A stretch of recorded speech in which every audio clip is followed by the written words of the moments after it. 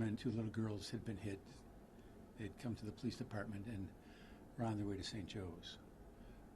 Their status at that point was unknown, although I think, as I recall, he thought it was serious.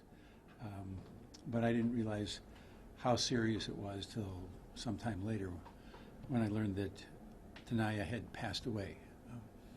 11 years old, with her sister, in the back of a vehicle.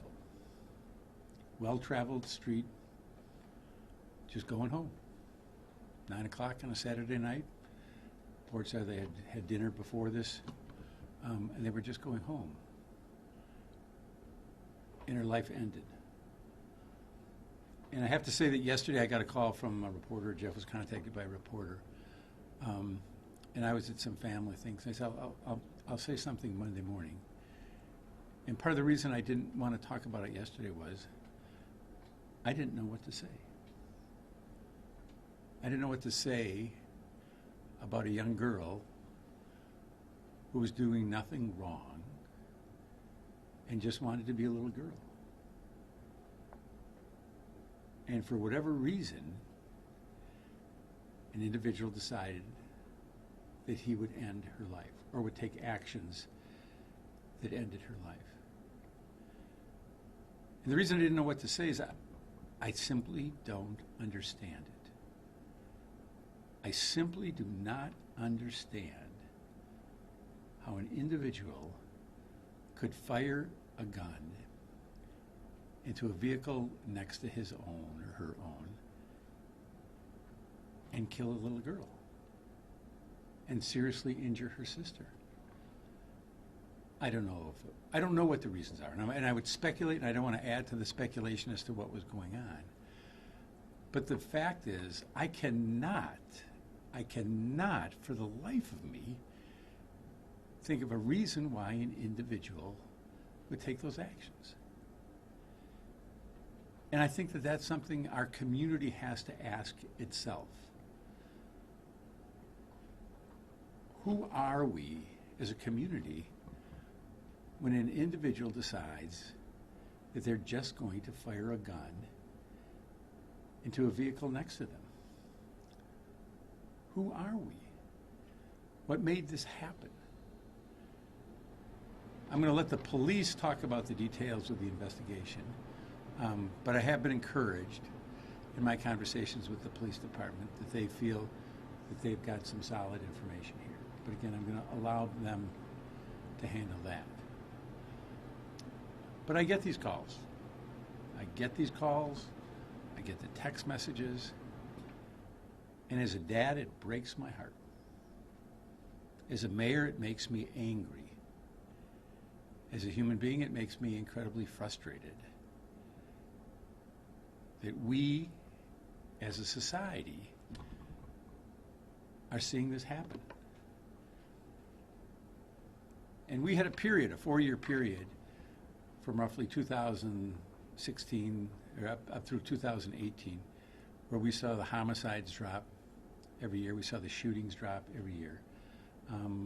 But last year and this year, the numbers have gone in the other direction. And last year we had a record-breaking year with homicides, and we're 1 or 2 homicides ahead of that. And we're nearly 30% higher in non-fatal shootings. And I want to put more money into the police department. As I've said repeatedly, the decisions that we make related to the police department are fiscal decisions. They're not philosophical decisions. But we have a state legislature that's filled with people who say they're against crime, but don't want to let the largest city in the state pay the bills for the police department. So that angers me as well. But I know we have to do better. And I know we can do better. But it is going to take the efforts of many, many, many, many people in this community, and not just law enforcement, and not just our Office of Violence Prevention, which has been working on this, because we do have to do everything we can to prevent retaliation, revenge. We know that that's an issue that we're facing in parts of the city right now, where groups are trying to get back at each other. And that's a downward spiral that only is going to result in more deaths and more shootings. That's not the answer. We all know that's not the answer, but we're seeing it. But I'm committed, as is those individuals who work in our Office of Violence Prevention, those individuals who work in the police department, to do what we can to end these senseless shootings.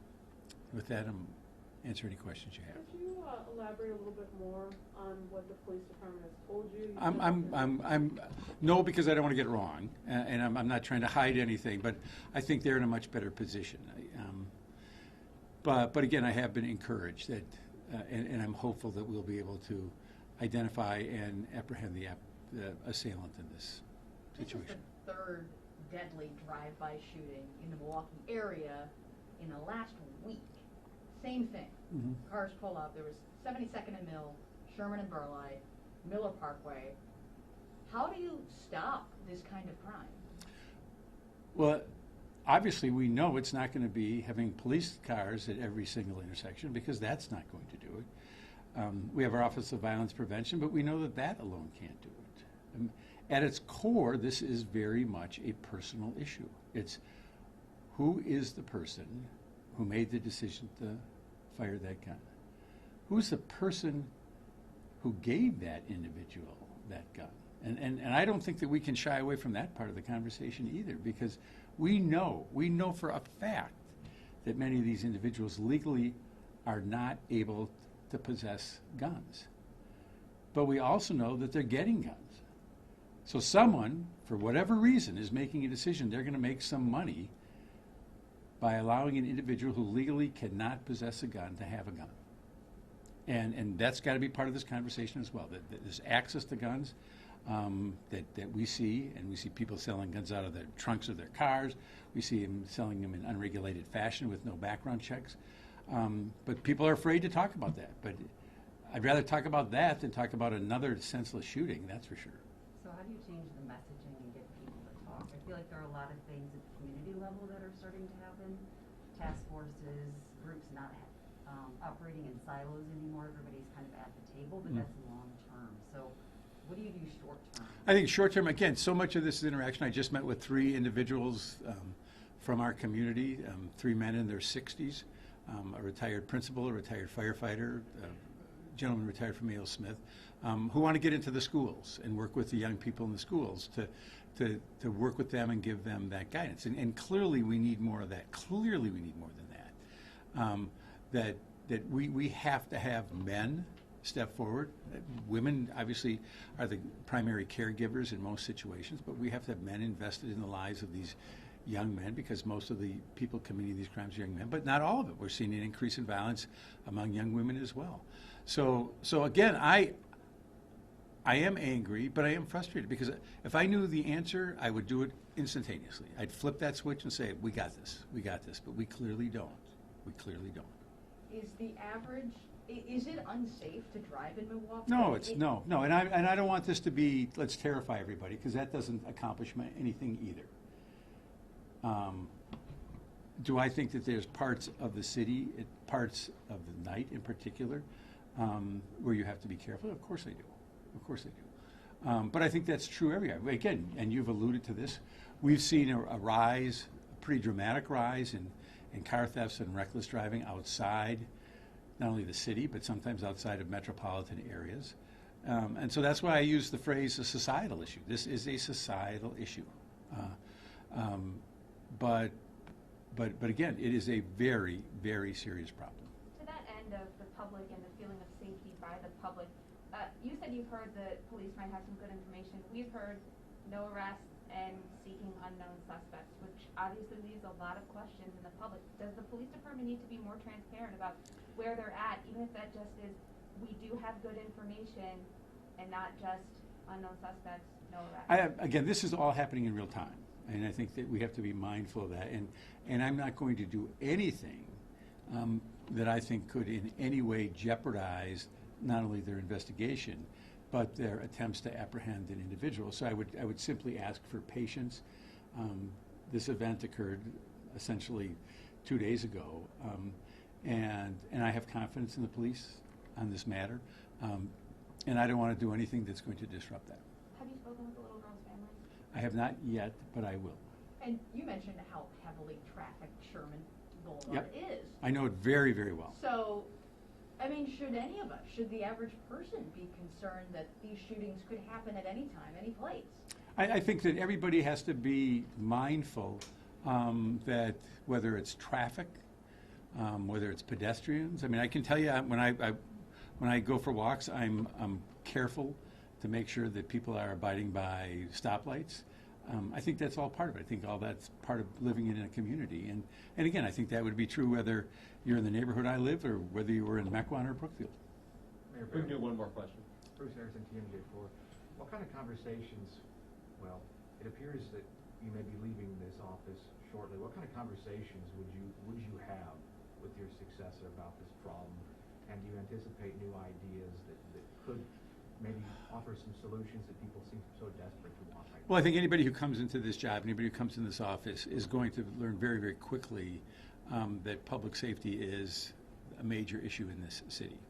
And that it is important to work with the police department, but it's also important to work with the Office of Violence Prevention. We've got a blueprint for peace to enact as many aspects of that as we can.